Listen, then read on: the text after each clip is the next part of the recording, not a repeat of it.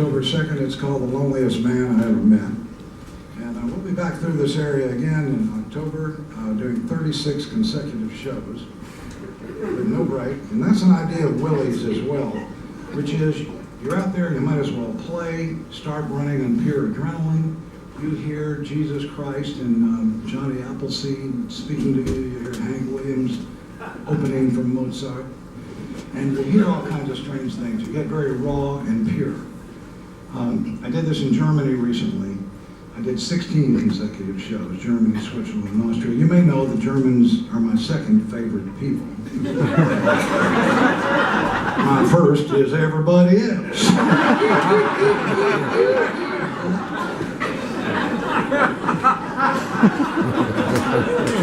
Well, I don't want to say anything bad about the Germans because I've become kind of the thinking man's David Hasselhoff. I'm very popular over there. All these shows were sold out and all young people. And I think the young people in Germany have really, I think it's the only place on earth where people have actually learned something from their own experience, learned something from history. Mark Twain said, history does not repeat itself, but sometimes it rhymes. And that's pretty much, I think, what's going on today. Now let's see, I want to keep, so usually I keep a couple of threads going simultaneously on this deal. What the hell was I going to do this? I know I was talking about the Germans, but before I got off. Oh, I want to tell you one thing. How many of you have been to Austria? Anybody? Well, it's a gorgeous country, and the most amazing and enlightening experience happened to me. I was on the train, and in 30 minutes' time, going through Austria, we passed Mozart's birthplace, Hitler's birthplace, and Arnold Schwarzenegger's birthplace. The evolution of man. Here's a song from The Loneliest Man I Ever Met. It's one by the great American poet Merle Haggard.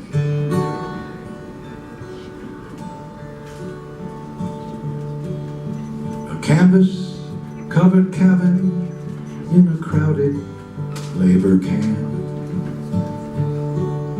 stands out in this old memory I revive. 'Cause my daddy raised a family there with 2 hard-working hands. And he tried to feed my mama's hungry eyes. He dreamed of something better, and my mama's faith was strong. And us kids were just too young to realize that another class of people put us somewhere just below. One more reason for my mama's hungry eyes. Mama never had the luxury she wanted, but it wasn't 'cause my daddy didn't try. She only wanted things she really needed. One more reason for my mama's hungry eyes. I remember Daddy praying for a better way of life, but I don't recall a change of any size. Just a little loss of courage as their age began to show, and more sadness in my mama's hungry eyes. Mama never had the luxury she wanted, but it wasn't 'cause my daddy didn't try. She only wanted things she really needed.